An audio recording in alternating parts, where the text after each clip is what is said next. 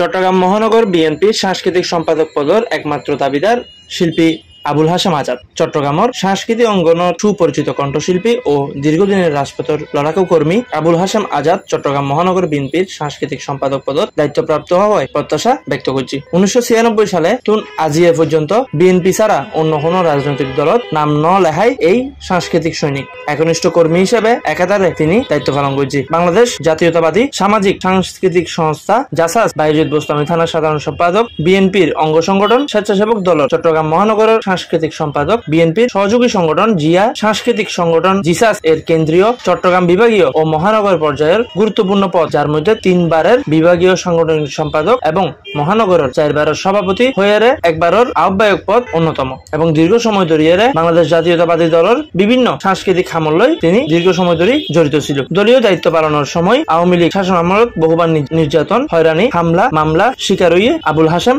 আজাদ।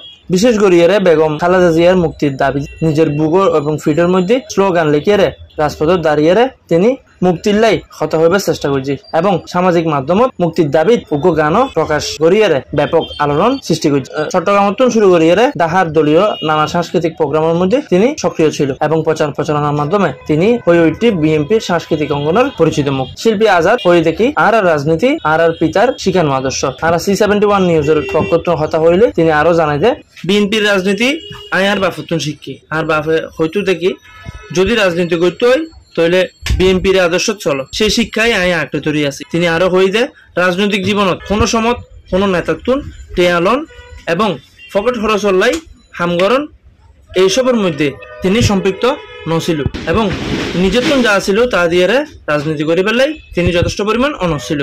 যদি চট্টগ্রাম মহানগর বিএনপির সাংস্কৃতিক সম্পাদক হিসেবে আরে দায়িত্ব দেয় তাই সবসময় কৃতজ্ঞ থাকুম এবং আরো শক্তভাবে কাজ করি পেলাই আপ্রাণ চেষ্টা করছুম। এছাড়াও তার সহযোগী অকল মনে করে চট্টগ্রামের বহু শিল্পী তাকিলিও এইভাবে খোলামেলা এবং সক্রিয়ভাবে বিএনপির রাজনীতির লয় অতপ্রতভাবে জড়িত, সাংস্কৃতিক অঙ্গন জড়িত এলে কি ওরে দেখা নেওয়া যায়। তার মধ্যে শিল্পী আজাদ অন্যতম। তাই তারে এই পদের মধ্যে রাখিবার অনুরোধ জানাই এবং এই পদের প্রকৃত দাবিদার সে নিজেই। তাহারুল হাসান, C71 নিউজ, চট্টগ্রাম।